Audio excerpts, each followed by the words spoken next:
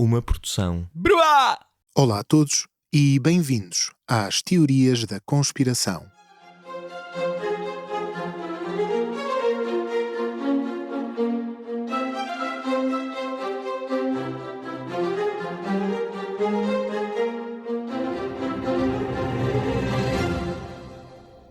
O Teorias está em retiro espiritual, estilo ermita, em local incógnito, e por isso esta semana não vos trazemos uma história nova. Contudo, não queríamos deixar-vos sem companhia na noite de consoada nem nos últimos minutos do Réveillon. Por isso, aqui fica uma tradição de fim de ano, o Best of retrospectivo, no qual o criador de conteúdos recicla o seu próprio material mais bem-sucedido, dá-lhe outra roupagem, apresenta-o como conteúdo mais ou menos novo e escapa, assim, a acusações de ter negligenciado os seus ouvintes na quadra mais importante do ano. É, no fundo, uma roupa velha auditiva. O que se seguem são os meus 5 momentos favoritos do Teorias de 2025, escolhidos por várias razões. Alguns pertencem aos episódios que mais gozo me deram escrever. Outros foram especialmente apreciados por alguns de vocês, os fãs do Teorias, que me fizeram chegar os vossos elogios. Vamos a isso? Começamos pela teoria da Skull and Bones, sobre a sociedade secreta da Universidade de Yale, pela qual passaram alguns dos homens mais influentes da América. Ora, o mundo das sociedades secretas nunca é desapontante. Junta sempre simbologia esotérica, o leve aroma a nepotismo e a círculos fechados de poder e, claro, adolescentes elitistas a fazer partidas terríveis uns aos outros. Neste momento best-of, vemos como os iniciados da Skull and Bones são recebidos na sociedade e qual o papel de todo aquele sinistro simbolismo sobre a morte. No que parece ser o estudo mais sério e fidedigno sobre a Skull and Bones, Secrets of the Tomb, Skull and Bones, The Ivy League and the Hidden Paths of Power, a jornalista Alexandra Robbins, ela própria ex-aluna de Yale e alumni de uma das fraternidades da universidade, se bem que não a Skull and Bones, resume o processo de iniciação. O iniciado bate à porta do túmulo, alguém coloca-lhe um saco por cima da cabeça e arrasta-o para dentro do edifício. Primeiro, vai à Firefly Room, a sala dos pirilampos, totalmente às escuras, mas iluminada por cigarros acesos. Depois, levam-no a visitar o interior do edifício, enquanto outros Bonesmans gritam piadas badalhocas sobre a namorada do iniciado e puxam todos os autocolismos das várias casas de banho para simular uma piscina interior. Finalmente, o iniciado é levado ao túmulo interno e é recebido pelos vários cavaleiros da sociedade, vestidos de forma macabra. Diz-nos Robbins. Uncle Toby, o líder da cerimónia, veste um manto distintivo. Um cavaleiro adota o papel de pequeno demónio, vestido com um fato de diabrete. Um cavaleiro com voz grossa veste-se de Dom Quixote. Outro cavaleiro mais velho usa um fato de papa e senta-se numa cadeira junto à lareira, com um pé apoiado numa caveira de pedra. Um cavaleiro vestido de Elihu Yale, fundador da universidade, senta-se noutra cadeira e segura um livro escrito em grego. E os restantes Bonesmen, mascarados de esqueletos, espalham-se pela divisão e tomam lugar em locais específicos. Toda a gente na sala usa uma máscara. O resto da cerimónia é o que esperamos de uma iniciação secreta, macabra, mas também algo adolescente. O iniciado faz um juramento de secretismo, prometendo nunca revelar a ninguém nenhum dos segredos da sociedade.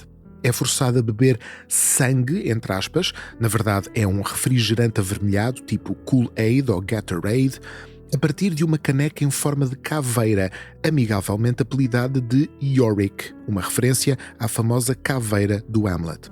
Os vários Bonesmen fartam-se de gritar frases em latim e em grego e a fazer barulho.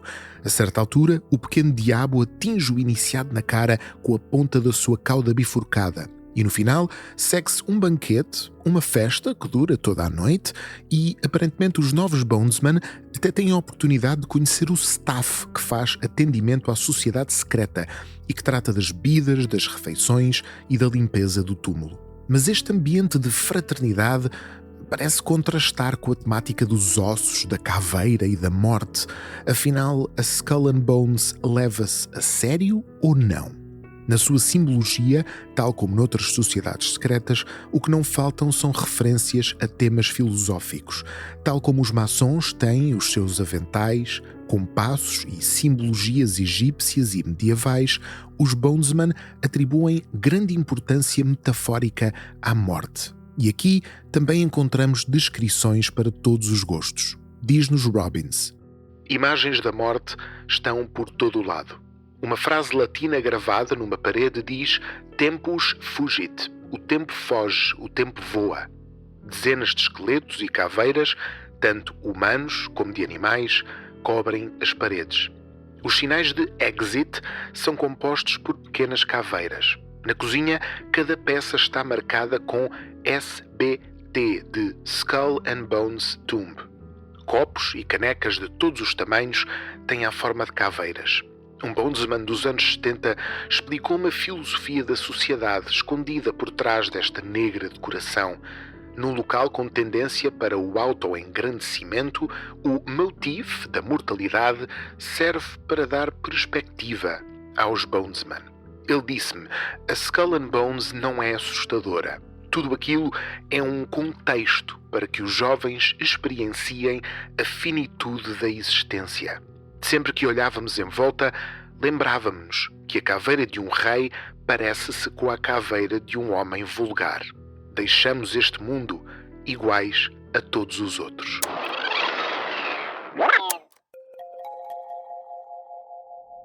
Da morte passamos para outro grande tema da humanidade, a sua obsessão com o futuro. No episódio do Teorias do Esoterismo, a teoria do profeta astrólogo, fomos tentar perceber por que raio Nostradamus é o mais famoso profeta do mundo. E, com algum desapontamento, descobrimos que, de facto, a fama é um bocadinho maior que o talento. Como tantas vezes acontece, o segredo está nos olhos de quem lê a profecia e como a interpreta retroativamente. E para ilustrar esse ponto, fiz algo que não costumo fazer neste podcast. Enganei propositadamente os ouvintes. A lista de eventos ou personalidades históricas profetizadas por Nostradamus enche livros inteiros e é impossível de resumir aqui. Segundo os seus fãs, Nostradamus adivinhou a própria morte e a morte de Henrique II, a ascensão de Napoleão e de Hitler, em conjunto os dois primeiros anticristos. Mário Reading diz que o terceiro chegará já em 2035. Adivinhou também o grande incêndio de Londres de 1666, a subida ao poder de Gaulle, a morte dos Romanov, a decapitação de Luís XVI na Revolução Francesa, a Revolução Americana e até a guerra aérea da Primeira Guerra Mundial. E atenção, independentemente de acreditarmos ou não deixa de ser giro exercitar a mente e tentar ligar todos os pontos. Por exemplo, a que evento histórico se refere a seguinte quadra? A coisa perdida é encontrada depois de escondida por vários séculos. Pasteur será celebrado como um deus. Será quando a lua completa o seu ciclo, mas ele será desonrado por outros rumores. Esta é fácil, até tem lá o nome. Refere-se a Pasteur, o químico francês que criou vacinas, foi um dos inovadores da bacteriologia e a quem devemos o método da pasteurização, motivo pelo qual, claro, foi celebrado como um deus. Então e esta? Um governante nascerá perto de Itália, cujo custo para o império será elevado. Quando virem os seus aliados e exércitos, dirão que é mais um carniceiro que um príncipe. Esta é normalmente interpretada como referindo-se a Napoleão, que, realmente, nasceu na ilha francesa da Córcega, perto de Itália, e matou muita gente nas suas guerras napoleónicas. Mas também pode ser o próprio Hitler, o mais carniceiro de todos os carniceiros da história, que muito custou ao império que tentou construir e nasceu na Áustria, que não deixa de ser perto de Itália. Ok, aumentemos a dificuldade. E esta? Perto dos portões e das duas cidades, dois flagelos, como nunca visto antes: fome, dentro da praga, pessoas mortas pelo aço, a chorar por ajuda ao grande Deus imortal.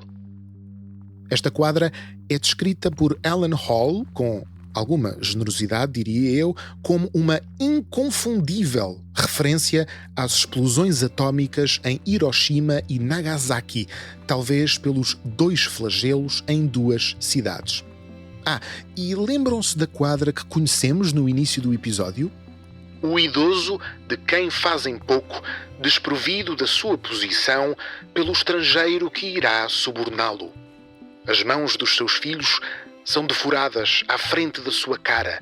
Ele irá trair os seus irmãos em Chartres, Orléans e Rouen. Esta pode ser um pouco mais difícil. Trata-se de uma inconfundível referência a Vichy, quando o governo francês capitulou a favor de Hitler. O tal idoso, desprovido da sua posição pelo estrangeiro que irá suborná-lo, é nada mais, nada menos que Marshal Pétain, líder do Estado fantoche francês. Ok, não resisto a mais uma. Um tigre, o seu rosnar exige atenção. Extingue o irmão mais novo. Quando a onda se espalha, grandes vagas arrastam consigo promessas ou mentiras adivinhadas na noite. Esta é talvez a mais difícil de todas. O tigre pode ser um símbolo relacionado com o Bangladesh ou a Índia, por exemplo, e a extinção do irmão mais novo, uma possível referência ao Paquistão e a um conflito armado de grandes proporções. Sendo assim, as ondas e grandes vagas podem simbolizar as monções tão típicas do Sudeste Asiático. Ou então, esta foi uma quadra que eu próprio inventei e escrevi, tentando descrever como um dos meus tigres, isto é, um dos meus gatos, assustou o meu outro gato, o seu irmão mais novo, e entornou um copo de água, a onda, as vagas, por cima de um artigo sobre as promessas e mentiras de Nostradamus, que tinha aberto ao meu lado enquanto escrevia este episódio. Se esta minha pequena desonestidade vos tiver apanhado desprevenidos, não se sintam enganados nem me levem a mal. É a minha maneira de ilustrar o quão fácil é extrair sentidos geopolíticos de um texto aparentemente simples que pode ter um significado completamente diferente. Podíamos estar aqui horas nisto. Na verdade, é um exercício infinito. Com suficiente criatividade e conhecimento da história, não é difícil ir lendo as profecias de Nostradamus e encontrar-lhes um sentido. É, aliás, um passatempo um bocadinho geek, mas profundamente interessante. Mas é também o segredo para o sucesso de Nostradamus. A sua elástica ambiguidade convida-nos, desafia-nos, seduz-nos. É difícil resistir. Colin Dickey resume o porquê deste fenómeno de uma perspectiva psicológica e naturalista. É difícil, ao ler as profecias, não tentar interpretá-las. Dos manuscritos do Mar Morto ao Finnegan's Wake, de James Joyce, há uma longa tradição literária de procurar lúcidos sentidos escondidos no que é fragmentário ou deturpado. Michael Shermer, o escritor de divulgação científica e céptico profissional, defende que estamos como que programados, de uma perspectiva evolutiva, para procurar sentidos ocultos. A partir da informação que lhe chega dos sentidos, o cérebro começa de forma natural a procurar e encontrar padrões e, a seguir, preenche esses padrões com significado. Não podemos evitá-lo. Os nossos cérebros evoluíram para ligar os pontos do mundo. Nostradamus introduziu ruído suficiente nas suas profecias para que possam ser tudo para todos os leitores. Poéticos testes de Rorschach entre o detalhe e a névoa.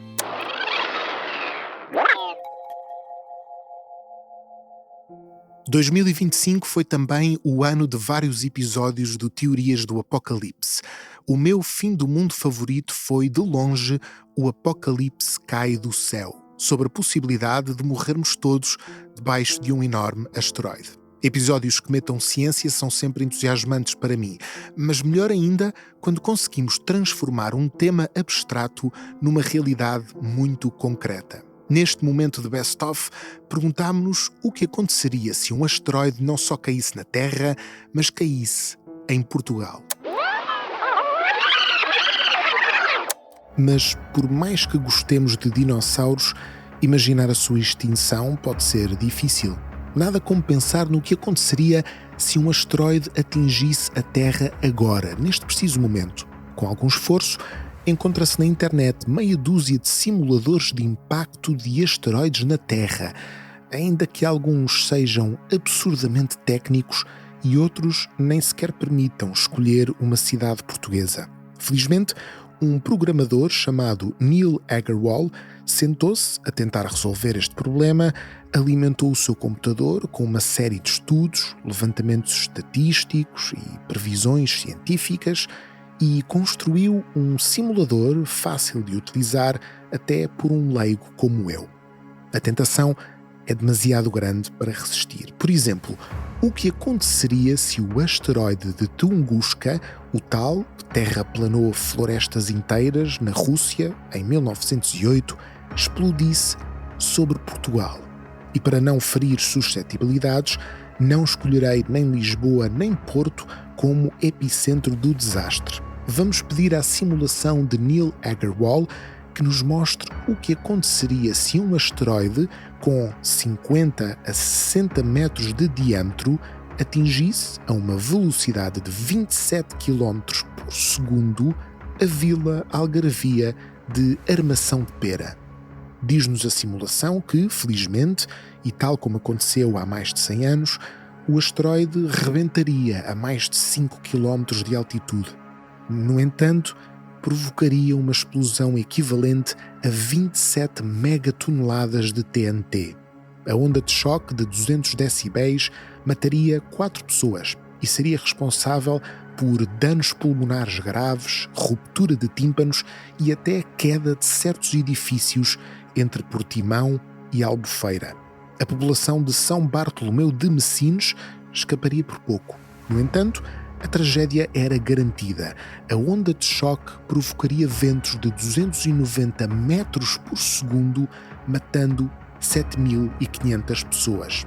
E se simularmos o mesmo impacto, mas desta vez em Almada, poderíamos contar com 120 mil mortos e ventos de 220 km por hora em Vila do Conde, no Parque das Nações, ao longo da Segunda Circular, em Benfica, em Carnaxide e em Caxias. Ok, e já agora, que tal experimentarmos o asteroide teorizado por David Crane, o tal que acabaria com a agricultura? Vamos simular o embate de um monstrengo de 300 metros à mesma velocidade, atingindo, por exemplo, a Figueira da Foz. Os resultados seriam bem mais terríveis. Primeiro, a Figueira da Foz desaparecia, sendo substituída por uma cratera com quase 6 km de diâmetro e 500 metros de profundidade. A bola de fogo, que se seguiria microsegundos depois do embate, mataria 218 mil pessoas imediatamente e provocaria queimaduras de 2º grau até a Nazaré, Fátima, Leiria, Lausanne, Coimbra, Águeda e Aveiro. E pior ainda, um terremoto de magnitude 6,8 na escala de Richter seria sentido a mais de 150 km de distância, de Setúbal a Esposende.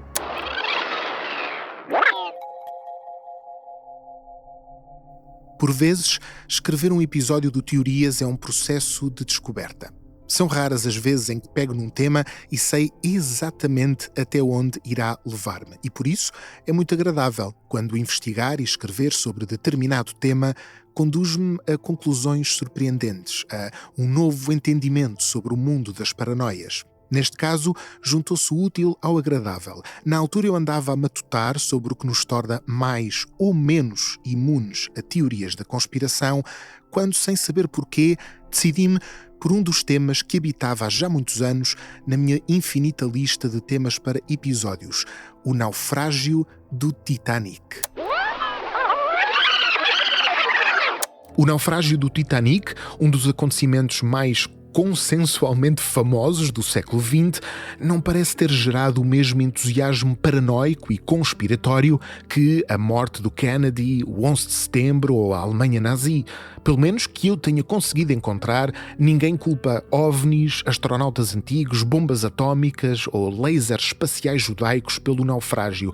Muito menos imaginam que o iceberg era, na verdade, uma nave espacial vinda do interior da Terra Oca ou manobrada pelo Deep State. E isto é estranhíssimo. Como é que um evento tão famoso, tão melodramático e tão sensacionalista pode ter gerado tão poucas teorias da conspiração? Como é que no meio do turbilhão de deepfakes e de desinformação, teorias da conspiração nas redes sociais contemporâneas, o Titanic não aparece mais vezes? Da minha parte, avanço com duas hipóteses, ambas impossíveis de demonstrar, mas que eu vou tentar defender à mesma e vocês veem o que é que acham. A primeira é que, ao contrário de outras teorias da conspiração, o desastre do Titanic não desperta aquele senso comum conspiratório. No 11 de setembro, tínhamos os estufos de fumo a sair das torres e a aparência de demolições. Nos astronautas antigos, temos as pirâmides do Egito, magníficas, e artefactos misteriosos. Na Terra plana, temos todas as observações um bocadinho da treta sobre a falta de curvatura da Terra. Muitas teorias da conspiração nascem ou de uma vontade de explicar alguma coisa que nos parece misteriosa, ou de interpretar de forma alternativa aquilo que a história oficial tenta explicar à sua maneira, mas que nós sentimos que falha. O caso do Titanic parece ter ficado resolvido logo ali, naquela madrugada de 1912. Um barco mais um iceberg igual a um buraco e a naufrágio. Parece simples, natural, é desnecessário teorizar mais. No entanto, gosto mais da minha segunda hipótese, ainda menos falsificável que a primeira. Eu acho que estamos mais ou menos vacinados contra teorias da conspiração sobre o Titanic. A geração de trintões e quarentões que hoje partilha vídeos da Terra plana, da Terra oca, do 11 de setembro ou da ida à Lua nos fóruns e redes sociais, cresceu a ver o Titanic do James Cameron. Antes de entrar em contacto com o ato conspiratório, já tinha na cabeça uma ideia brutalmente bem definida do que aconteceu naquela noite, ou pelo menos o Jack, a Rose e o iceberg parecem-nos bem mais concretos do que a geometria da Terra, os planos de expansão espacial da NASA ou a arqueologia egípcia. É como se a imagem mental que todos partilhamos do Titanic tapasse, na totalidade, todos os buraquinhos por onde a paranoia poderia entrar. E isso sugere-nos que, se calhar, a melhor forma de combater as teorias da conspiração não é só dar dinheiro ao James Cameron para fazer um blockbuster, é chegar mais cedo. Injectar-nos com factos e imagens mentais de alguma coisa para impermeabilizar o nosso cérebro à gosma paranoica. Em vez de fazer debunking de uma teoria, é pôr previamente na cabeça de todos nós as ferramentas necessárias para nem sequer levar a sério aquele vídeo maluco sobre a troca do Olympic pelo Titanic.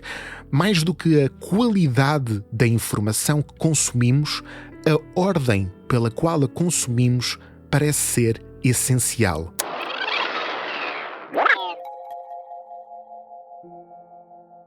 E assim chegamos ao que é, provavelmente, o meu episódio favorito de 2025, a teoria das almas errantes.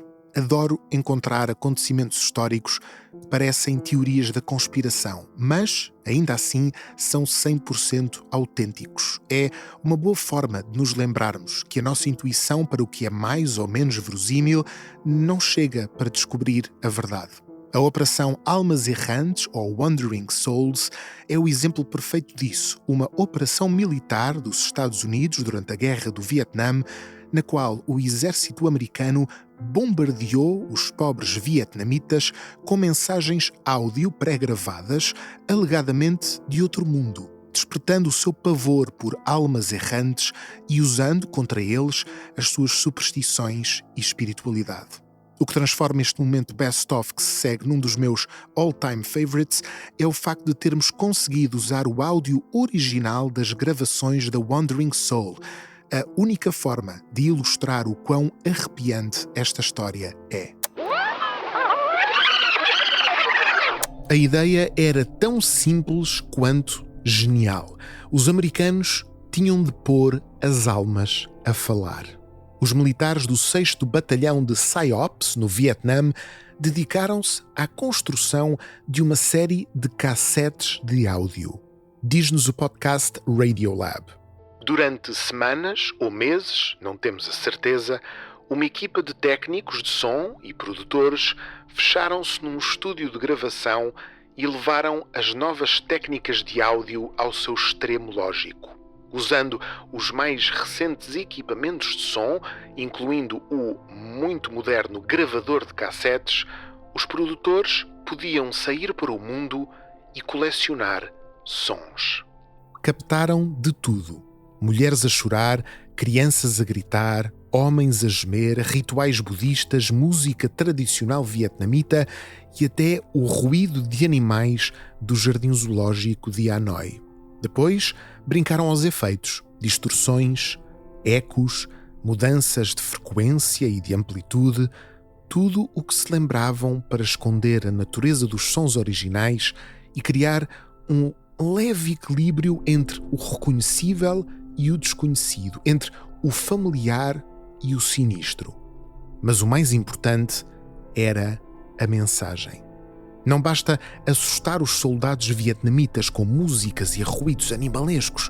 Era preciso recordá-los de que, caso morressem, a sua alma ficaria errante. E para perceber como o fizeram, nada como recorrer a uma das cassetes. Neste caso, a cassete Fantasma número 10, de longe a mais famosa e disponibilizada na internet.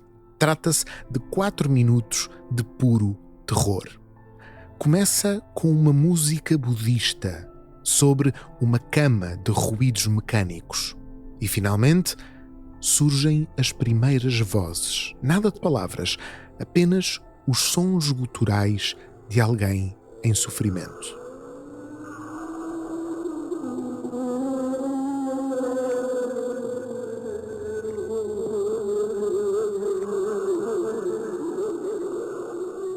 Pouco depois, finalmente, as primeiras palavras reconhecíveis. A voz inocente de uma rapariga a dizer: "Papá, papá, vem para casa comigo."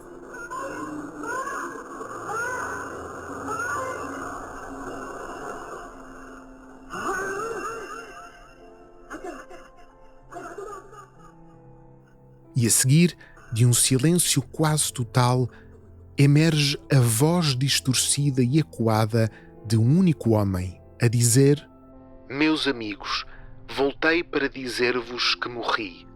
Estou morto. É um inferno, um inferno.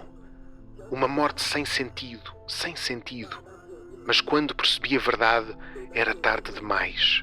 Tarde demais. Amigos, enquanto ainda estão vivos, têm a chance de voltar por os vossos entes queridos. Vão para casa. Vão para casa. Depressa, depressa. Senão, acabarão como eu."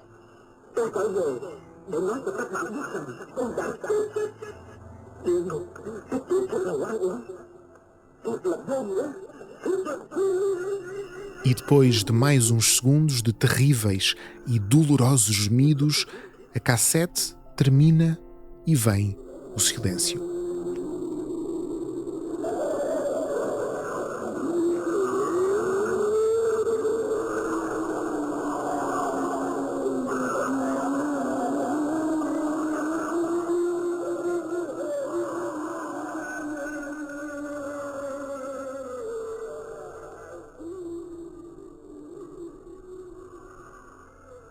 Este era o objetivo da Operação Wandering Soul. A ideia central desta PSYOP: simular as vozes das almas errantes da floresta, mortas longe de casa, presas a um atroz sofrimento metafísico e esperar que os soldados vietnamitas ficassem com tanto medo que se rendessem ou desistissem de lutar.